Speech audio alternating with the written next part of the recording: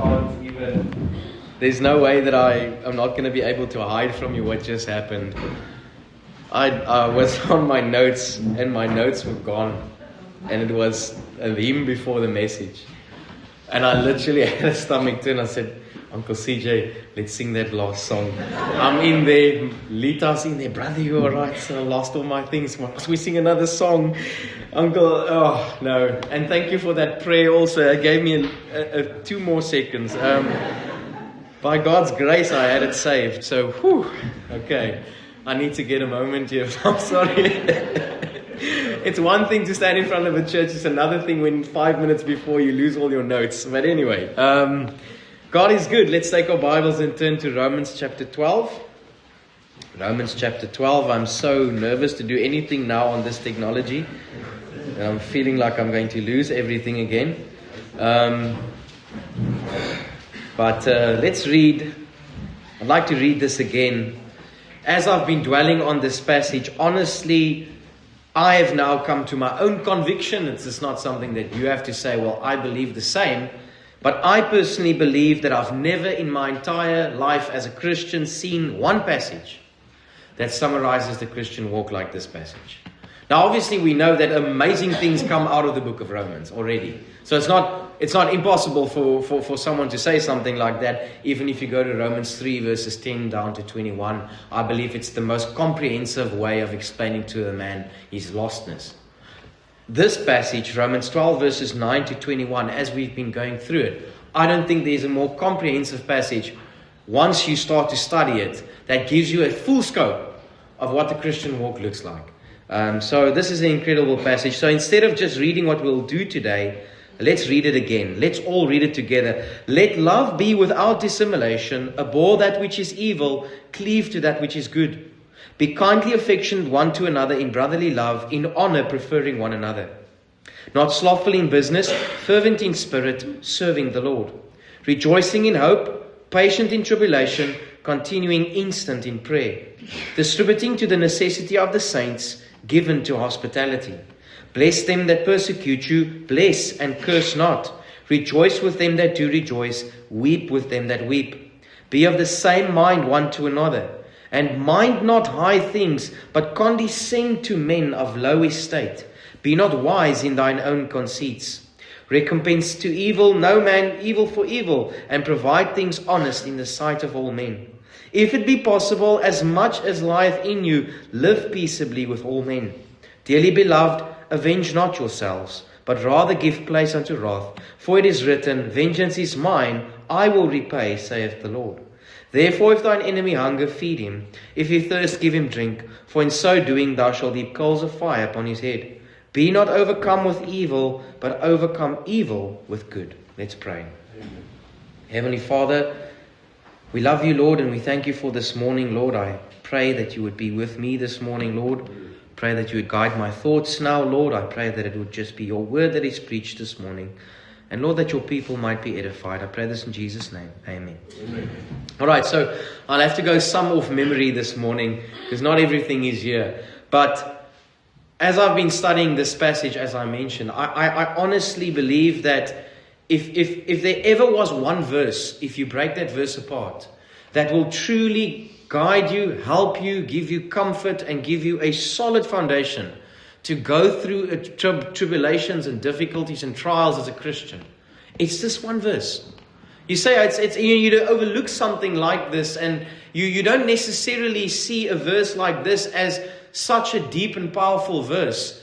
And it's because it takes the concepts and it just boils it down to the main idea.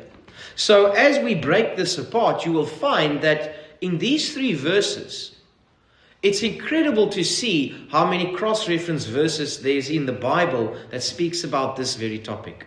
When we spoke about hope, I cross-referenced over 50 to 60 verses last week. This morning again, over 50 to 60 verses that we're going to read this morning and go through. And it just shows you how interlinked something like patience is in the Bible. Sometimes you overread, you overlook that. You don't necessarily see that in your reading. You don't understand sometimes how pivotal this is in part of your Christian walk. And this morning I'd like to do that. And let me just start off by mentioning this, because if you weren't here last week, rejoicing in hope, it started off with the word hope is not the same that it is today. This word hope is a concrete, solid foundation, something that I can have an anchor in. That's why the Bible says in Hebrews, an anchor for the soul. So my hope, my trust is steadfast upon Jesus Christ. I don't have a hope that I'll make it into heaven one day. I have an anchor and a solid foundation. I know that I'm going to go to heaven. It was Manjit, I believe, this week that made a post on his Facebook or WhatsApp. And it was so interesting. And it said there, I know for certain I'm going to heaven. I know for certain I've passed the judgment of God or something like that. And that might sound arrogant, but it's because you've been taught that you need to be a good person and live a certain way to be accepted into heaven. And that's true. I remember I was angry at my wife when she said, but you can know that you are going to go to heaven. And I said, you can't know. You need to be a good person. And you'll only find out on Judgment Day, because that's when God's going to make that determination. And that's not salvation. There's no anchor, there's no hope in that. That is a works-based salvation that you hope will make it on Judgment Day. God says, these things have I written that you may know that you have eternal life. And this morning, brother and sister, you must know that you have eternal life. If you are wondering and hoping you'll make it, because on Judgment Day, then God will judge you and say, well, this is the way you lived and it wasn't enough. You will be judged on Judgment Day. It needs to be His Son, Jesus Christ, that will make you acceptable before God. So that's an anchor, right? And then it goes over to patient in tribulation. And when you look at what the word patient and tribulation means, you will understand that there must be hope for you to be able to say you need to be patient in tribulation. Because the word patient means to remain under. And tribulation means to be pressed upon. It's almost like the image of a wine press, where the grapes are being pressed and squeezed, right? So bring them together, it basically gives you this image. Stay under what is pressuring you and squeezing you, right? But how will you do that if there's no hope? Let me give you a very vivid example. It always terrifies me, this thought. If a person enters into hell, what immediately gets taken away is hope. There's no way that he will, after a few minutes, a few seconds even, that there will be any hope left. This is for all eternity. Hope is gone. Now I come to that person and say, just be patient. Stay under this tremendous weight that is upon you. It's impossible. I can't be patient in this. There's no hope. There's no escape. I'll never get out of this. I will be in this anxiety for the rest of my eternity. And so it is for someone that doesn't know the Lord Jesus Christ, even still today. It's very difficult for you for someone to remain under a pressure or to remain under something that is squeezing them. But there's no hope. There's no consolation. There's no, I will one day be with God. This will be taken away. I know that even this bad news that I've received now, this medical news or this financial news, I know that God can work this out for good because I trust that He's my anchor and I trust that He will work all things for good. But if I don't have those anchors, if I don't have the hope of Jesus Christ, how will I remain under a burden that's going to crush me? So the reality is God does not give us a wishful pie in the sky commandment to say, remain under what is pressing you because you have an anchor that is hope. And that it's not just the hope that today we speak about. It's I have a steadfast anchor. I trust in Christ. Christ is good. He's always good. He's always good to me. And He will always do that which is good. Although I cannot see and understand what is going on at this moment. And so, patient in tribulation this morning. We're going to look at that this morning. But out of, I was so tempted, but I was thinking, the Bible speaks a lot about patience in general. And this is for free. It'll take a few minutes. I'll read fast. So if you have notes, your page will probably go on fire. But this is not truly what the Bible is speaking about, right? But since we are on this topic, it's very wise to look at what the Bible says about just patience in general, right? The Bible speaks a lot about patience in general, but this is not referring to patience in general. This is speaking about your Christian battle, the tribulations that you face as a Christian, the news that come to you, the troubles that you face as a Christian, that there's true hope, and you need to stay patient in these troubles. But in general, I just want to say, Proverbs 14:29 says, he that is slow to wrath is of great understanding, but he that is hasty in spirit exalts folly. Proverbs 19:2 says, he that hasteth with his feet sinneth. The Bible says in Proverbs 19:11, the discretion of a man defers his anger, and the glory is to pass over a transgression. Proverbs 21:5 says, the thoughts of the diligent tend only to plenteous, but every one that is hasty only to want. Proverbs 25:8 says, go not forth hastily to strive. Ecclesiastes 5:2 says, be not rash with thy mouth, and let thine heart be hasty to utter anything before God.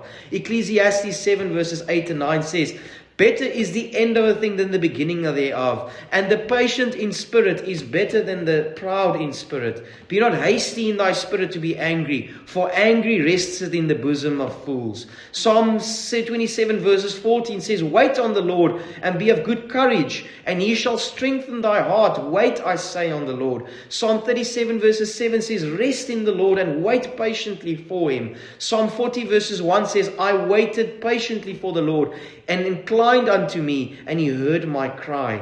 In the New Testament, we see in James 1:19, wherefore, my beloved brethren, let every man be swift to hear, slow to speak, and slow to wrath. And James 5:7-8 says, be patient therefore, brethren, unto the coming of the Lord. Be ye also patient, and establish your hearts. In Ephesians 4:2, it says, with all lowliness and meekness, and long suffering, forbearing one another in love. So the Bible speaks about patience in general everywhere.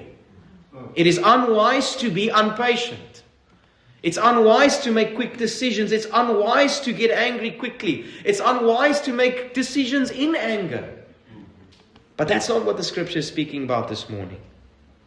The scripture speaks about, more specifically, how do I stay patient in a tribulation and in a trial and in a difficulty?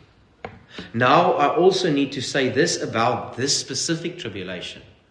This is not a tribulation that is caused because I made a bad financial decision, or I was irresponsible, or I made some decision that I now have to reap what I've sown.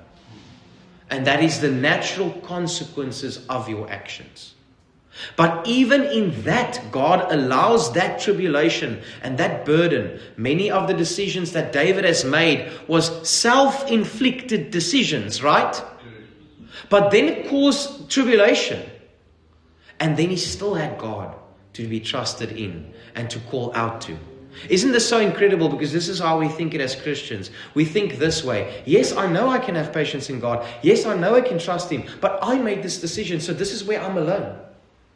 Imagine if David had to say, every time he called out in the Psalms, God, I cried out to you. You are my help. You are my hope. And God turns around and says, but I can't help you. Absalom and all these children in your house, it's a result of your decision. It's a result of Bathsheba. It's a result of the sin that you've caused. It's a result of the man that you've murdered. It's a result of your sin, David. I can't help you anymore. I can help you if you're innocent, but because you were guilty in this matter many years ago, now I can't help you anymore. Right? And that's what we do sometimes, right? We feel like, okay, this area, I can't ask God to help me because I made this decision. It's my fault, it's my error, right? But God is so gracious that He will even listen to your call after you are calling out for a decision that you made. And it wasn't the right decision. It was a sinful decision. God won't spare you necessarily from the consequences, but He will be right there to help you. He'll be right there to be a consolation for you and to lift you up, to make you aware of His forgiveness, to make you aware that you are forgiven, that He loves you still, that He still cares about you. He won't take you out of prison if you killed a man, but He'll guide you and help you in prison. But here this morning, it's more related to the tribulations and the trials that you face as a Christian. So it's not really, I want to narrow this down, narrow this down. And once I start to narrow this down, you will realize, if you feel like He's narrowed it down to such a point where I don't even think this message is applicable to me, it's because that's where the problem is. Because Most people do not face tribulations regarding their Christianity because they are not true Christians.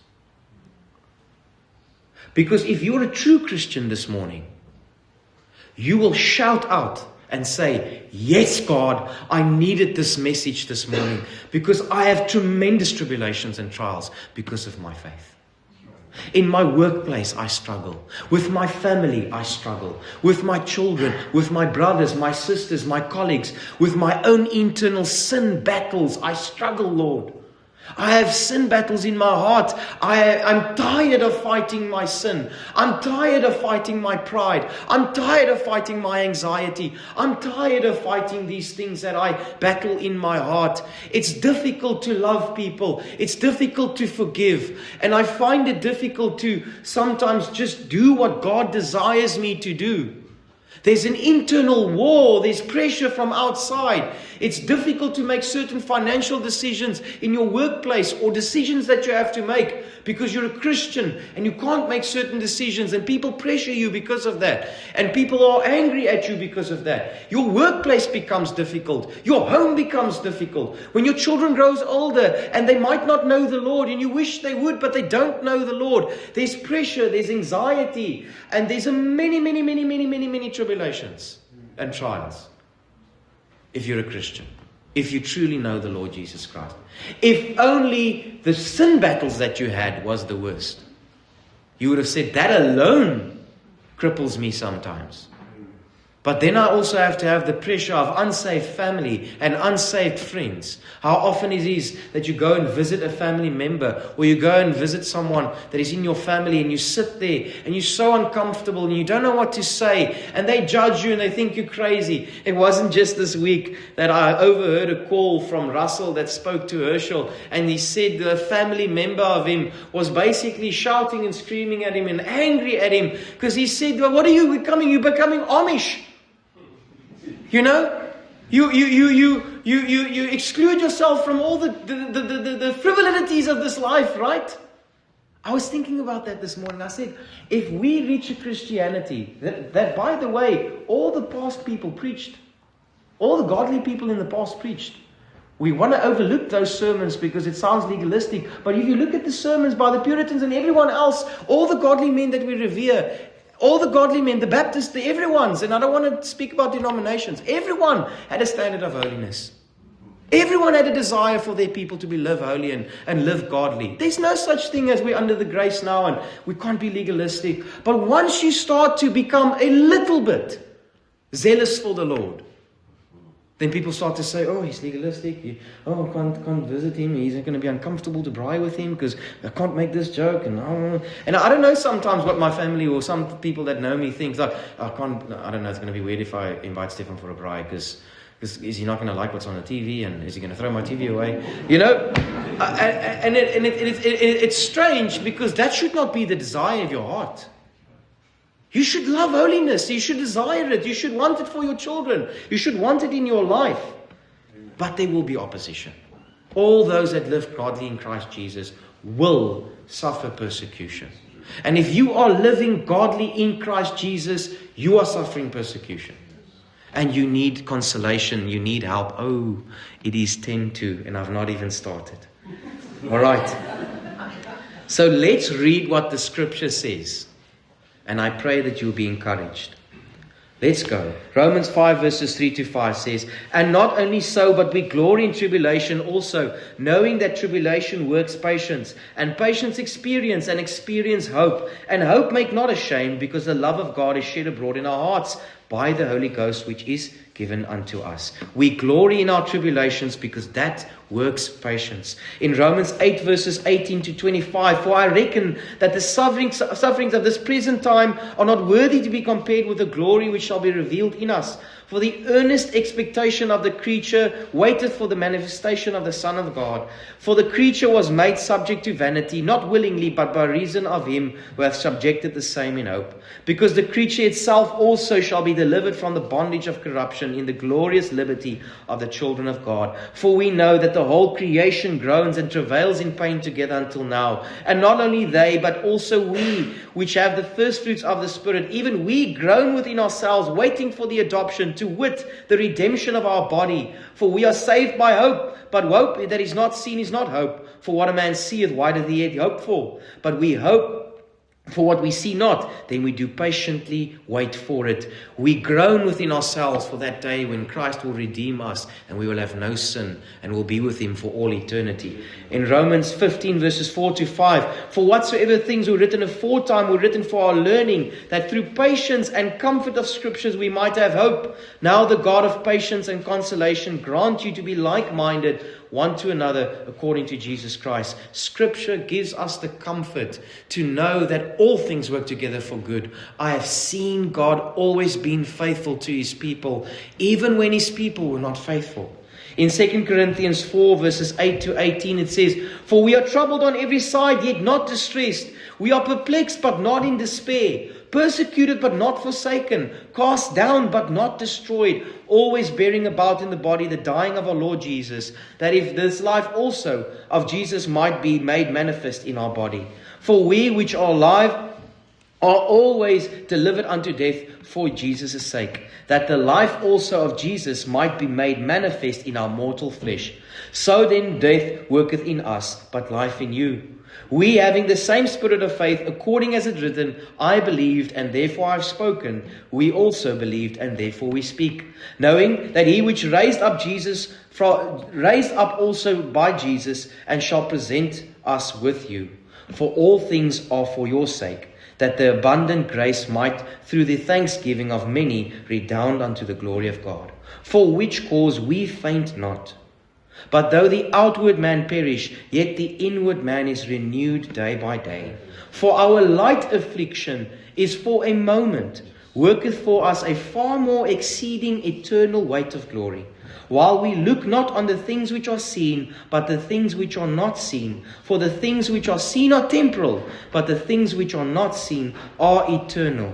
This is a light momentary affliction, but it will one day be eternal weight, that I will be in glory with God for all eternity. 2 Corinthians 6 verses 4 says, but in all things approving ourselves the ministers of God, in much patience, in afflictions, in necessities, and in distresses. This was the mark of the apostles, is that through their persecutions they stayed patient. 2 Corinthians 12 verses 7 to 10 says, and lest I should be exalted above measure through the abundance of the revelation, there was given to me a thorn in the flesh, a messenger of Satan to buffet me, lest I should be exalted above measure. For this thing I besought the Lord thrice, that it might depart from me. And he said unto me, my grace is sufficient for thee, for my strength is made perfect in weakness. Most gladly, therefore, will I glory in my infirmities, that the power of Christ may rest upon me. Therefore I take pleasure in my infirmities, and in reproaches, and in necessities, in persecutions, in distresses for Christ's sake. For when I am weak, then I am strong. God brings these tribulations and these troubles upon your path so that you might realize that his grace is sufficient, that you might rely upon his grace. The Bible goes further to say in Hebrews 6 verses 12, that ye be not slothful, but followers of them who through faith and patience inherit the promise. In Hebrews 10 verses 32 to 39, but call to remembrance the former days, in which after you were illuminated, you endured a great fight of affliction, partly whilst you were made the gazing stock by the reproaches and the afflictions, and partly whilst ye became companions of them who were so used. For ye had compassion of me in my bonds, and took joyfully the spoiling of your goods, knowing in yourselves that ye have in heaven a better and a enduring substance. Cast not away therefore your confidence, which is of great recompense of reward. For ye have need of patience, that after ye have done the will of God, ye might receive the promise. And for yet a little while, and it shall come, and he that shall come will come, and will not tarry. Now the just shall live by faith. But if any man draw back, my soul has no pleasure in him. But we are not of them who draw back unto perdition, but to them that believe to the saving of our souls. At one point in this passage, the Bible says, you took joyfully the spoils of your good. What will you do today if somebody comes to you because you're a Christian and he takes everything that you own away? And Paul says, I remember how you joyfully allowed people to take everything away from you because your eyes was fixed on Christ. You were waiting for the redemption. You were waiting that Christ will come back very, very soon. And in those days, they waited. They had this anxiety that tomorrow, not an anxious anxiety, this excitement anxiety, that God can come back tomorrow. So take my goods. It's fine. Take it away. There will be more things on your account that you'll take to hell. I know where I'm going. I know where I'm going. Take my spoils. Take my things. You can't take my soul. You can't take my joy. You can't take my hope. Hebrews 12 verses 1 to 3. Wherefore, seeing we are also compassed about with such a great cloud of witness, let us lay aside every weight and the sin that does so easily beset us, and let us run with patience the race that is set before us, looking unto Jesus, the author and finisher of our faith, who for the joy that was set before him endured the cross, despising the shame, and is set down on the right hand of the throne of God. For consider him that endured such contradiction of sinners against himself, lest ye be wearied and faint in your mind. Consider what Jesus went through before you become faint and frustrated and impatient. Consider the contradiction that Jesus had to go through for paying and loving sinners that spit upon him. Before you feel like, I can't be patient with this person because he frustrates the daylights out of me. And Jesus will come with bleeding eyebrows, with a crown of thorns upon his head, and said, let me teach you a lesson on patience. You see that man? He spat upon me. Most likely into an open wound that I have. You know how disgraceful that was. You see that man that with his open palm, while he thought I couldn't see, was hitting me and said, prophesy, who hit you, Jesus? And he knew exactly who hit him. He knew the name of the person because he made that person. He even made that person's hand. And he said, I didn't say a word. Let me teach you a lesson on patience, brother. James 1 verses 2 to 4. My brethren, count it joy when you fall in diverse temptations, knowing this, that the trying of your faith works patience. But let patience have a perfect work, that ye may be perfect and entire, wanting nothing. I said to my wife, and my wife will reiterate this together with me. I said, if the Lord allowed us to receive what we needed when we went into the ministry, I would not be in the ministry today. We needed to be on our knees daily when we started in the ministry. Every month, every week, we were looking to God. God help us, God help us, God help us. And every time God helped us, it confirmed in my heart, I am where I need to be. Just stay patient, Stefan. But if I went into the ministry and everything was covered, and I just went on, and all the discouragement of ministry had to come my way, and I had no real going on my knees and calling out to God and seeing him work, it would have defiled me more than it had done me good. I promise you that. I would probably not be in the ministry this morning. I would have been so discouraged that I would have been out. And I love you, and don't feel offended when I say this. It wasn't the congregation that encouraged me. It was my God that encouraged me. It was God that encouraged me to go on. It was when he came through in deep trials of afflictions where I realized again and again and again and again and again, my God never fails me. I can be patient. I can wait. I can wait. I can wait.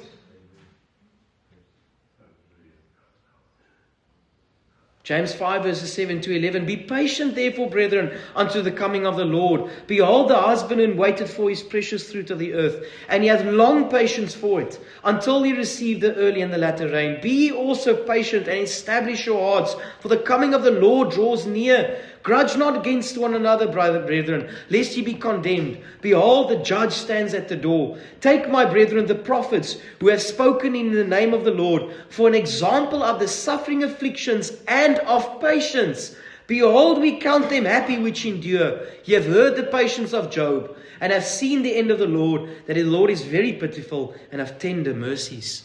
The prophets of old, the Bible says, look at their examples and the patience that they had. Look at Job. And you say, but how does patience look like? Because in certain times, Job was to the point where he said, God, take my life.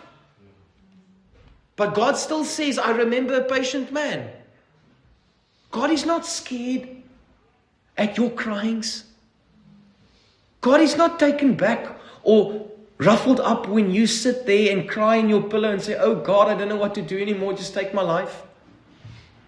But can you still, through that, after you've cried, your pillow wet, can you still lift up your head and say, but I know God will take care of me. I know I can get through this because my God is faithful. I can still trust my God. This is not an easy battle that I'm facing, but I know I can trust my God. What is the other option? The Bible says, be patient and establish your heart because the coming of God is drawing near. So here's the two options, because the verse right after that says, grudge not against another, lest ye be condemned. So here's the two options that you have. Be patient and look to God and wait for His coming. Or take your eyes off Him and look at people around you and get grudgingly and angry and frustrated and become impatient. Those are the two options. But the Bible says, lest ye be condemned. I do not want to sit in the seat of the scornful. And I don't want to be the one that's going to be condemned. And when I say condemned, don't think it as, okay, if I'm a Christian and I'm starting to get grudging against each other, I'm going to lose my salvation. The word condemnation has many applications. But I don't want to sit in the judgment of God, even as a saved person, because my eyes was more fixed on people than it was on the coming of the Lord Jesus Christ. 1 Peter 6 verses 9. Now we see the epistles. In 1 Peter 6 verses 9. Wherein ye greatly rejoice, though now for a season, if need be, you are in heaviness through manifold temptations, tribulations. That the trying of your faith, being much more precious than gold that perisheth, though it be tried with fire, might be found unto the praise and the honor and the appearing of the Lord Jesus Christ. Whom having not seen ye love, in whom though now ye see him not, yet believe and rejoice with joy unspeakable and full of glory, receiving the end of your faith, even the salvation of your souls. In 1 Peter 2:20, for what glory is it, if when you are buffeted for your faults, ye shall take it patiently? But if when you do well and suffer for it, and take it patiently, this is acceptable before God. Even an unsaved man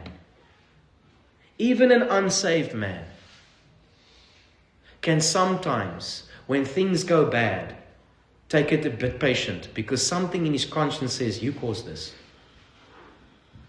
You were the cause of this, so you need to now stand up like a man and put your pants on. An unsaved man can do that. But you know what is not in the ability of an unsaved man?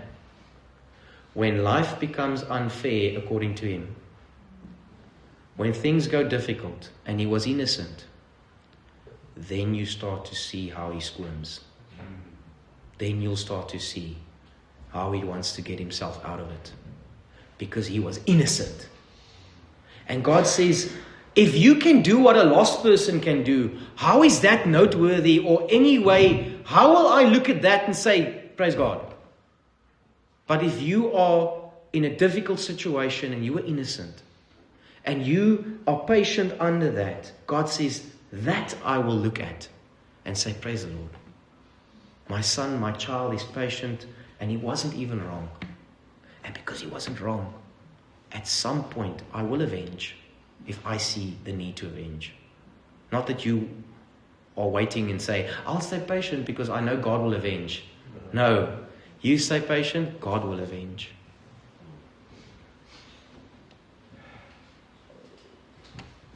Beloved, think it not strange concerning the fiery trial which is to try you, as though some strange thing happened unto you. But rejoice inasmuch as you are partakers of Christ's suffering, that when his glory shall be revealed, ye may be glad also with exceeding joy.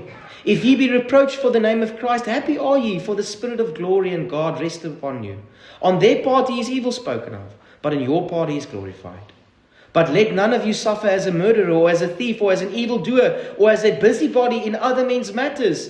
Yet if any man suffer as a Christian, let him not be ashamed, but let him glorify God on his behalf. For the time is come that judgment must begin at the house of God. And if that first begins at us, what shall the end of them that obey not the gospel of God be? And if the righteous scarcely be saved, where shall the ungodly and the sinner appear? Wherefore let them that suffer according to the will of God commit the keeping of their souls to him in well-doing as unto a faithful Creator.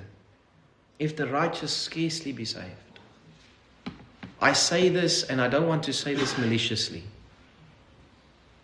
that there will be people standing in front of God one day from Grace Baptist Church, and they will enter in Christless eternity. They will go straight to hell. There's people in Grace Baptist Church that will go straight to hell. Is it you?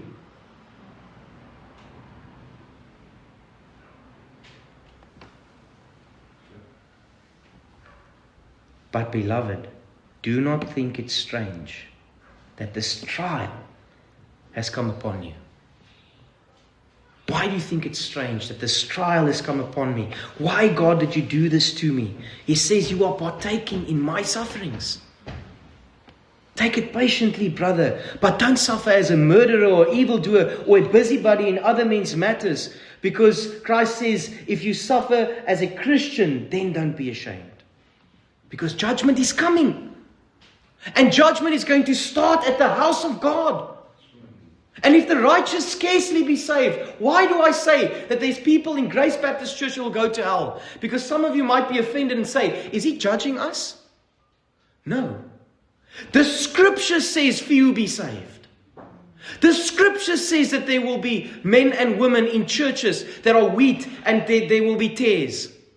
The scripture says on Judgment Day that there will be those that will be in church that will one day stand before God, and God will separate the sheep and the goat. It's not me that's saying that. It's the scriptures that says that. And who will give an account for Grace Baptist Church? As long as I am preaching, I will have to give an account. So, by all means, brother and sister, be offended. I hope and pray I'm not employed to tickle your ears. I hope and pray that at some point I am employed to offend you. Because the gospel offends people.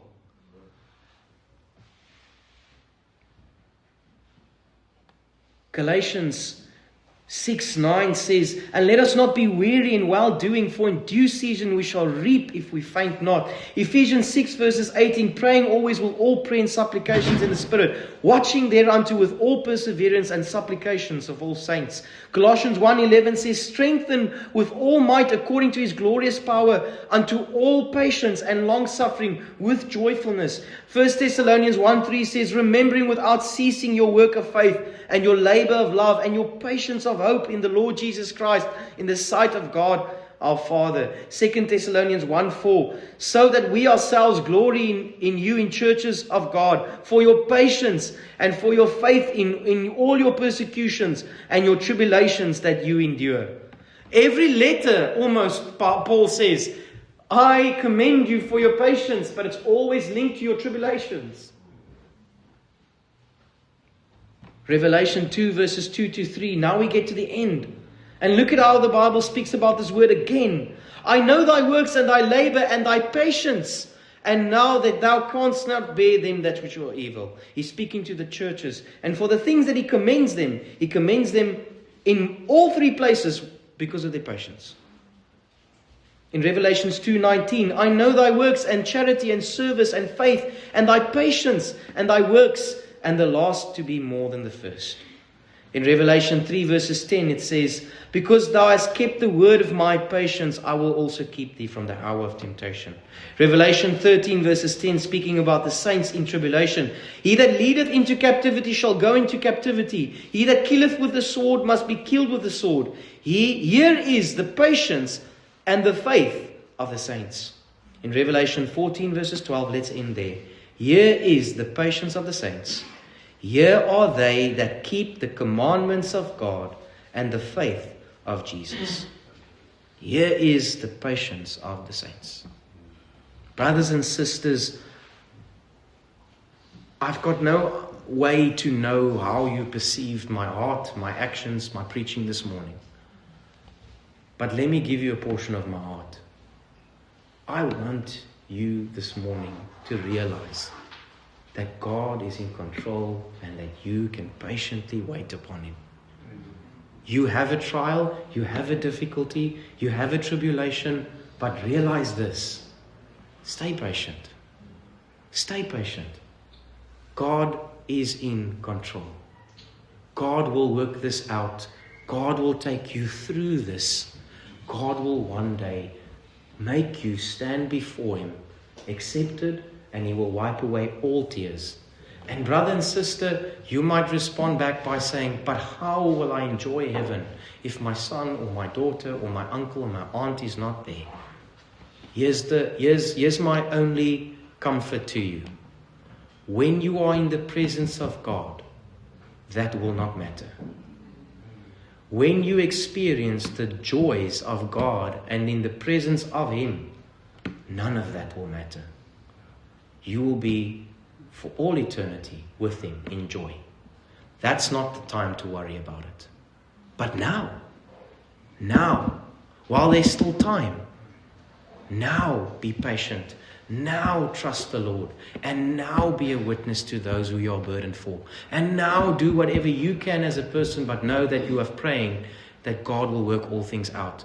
And the second thing that I want to say is, once again, I mean this with all my heart, that there will be people in this congregation that listen to this sermon that will one day stand before God.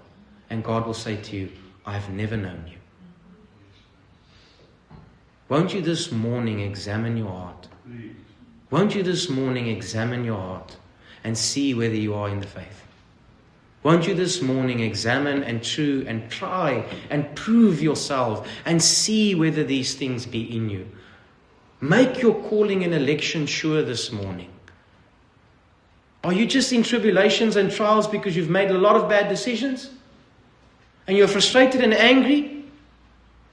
Or are you truly facing difficulties and trials and tribulations because you're a Christian, because you love God, and because it's difficult being Christian? For you I have hope, and I've got a great word of encouragement for you. Be patient in your tribulation. Stay under it, because God is working this out. His timing is far beyond our timing, and He will work a perfect work in this tribulation that you are facing. You will come out rejoicing. Let's pray. Heavenly Father, we love you, Lord, and we thank you for this morning. I thank you for each and every person that is here, Lord. Lord, I pray this morning that your Spirit would work in hearts, Lord. Comfort your people, Lord. Lift them up this morning. Help them to realize, Lord, that they can be patient in this trial, Lord. That they can continue in hope that you are in control, Lord. Lord, whatever the difficulty, whatever the trial, whatever the press upon them, Lord, help them to stay under it, to calmly endure, because the Lord is doing a work in their lives. And they will come out rejoicing. Lord, you always give us the victory, Lord. Lord, we are victorious in Christ, and we will always have the victory, Lord. And so, Lord, I pray that your people will be encouraged. Lord, for the person that does not know you as Savior, Lord, let this morning be a time where they will come under conviction, Lord, and realize their need for a Savior, Lord. Lord, let every man examine his heart this morning. Let every man see if these things be so, if these things be true in their lives, Lord.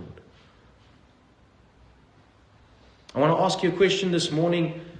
For those that have been listening Maybe you've been hearing preaching before, you've been under conviction before, you were not willing to respond, you are anxious about your eternity, you don't know what will happen to you when you die, and this morning you would say, I need counseling. I need counseling.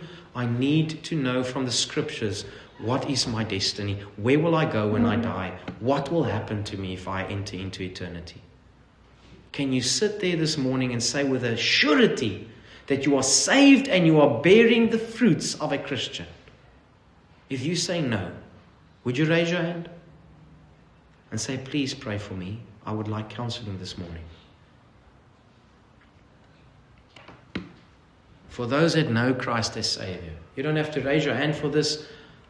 You are facing a trial. You are facing a difficulty. The scriptures teach us that. It says it, that all those who live godly in Christ Jesus will suffer persecution. There's a trial, there's a burden, there's something that is crushing you at this moment. It's a weight that you cannot bear. Will you give it to the Lord this morning? Will you stay patient another day? Just another day. Tomorrow God will give you more grace, and then you can stay patient for that day again. And the next day God will give you grace, and then you can stay patient that day. But just for today, will you call out for grace and say, God, give me patience. Help me to stay patient because I know you. I don't understand the situation, but I know the God that is in control of this situation. And I can stay patient for another day until you have worked this out, until you have relieved me, until you have avenged me, until you call me back. And I will be with you for all eternity. I'll give you a moment to pray. And you can speak to the Lord.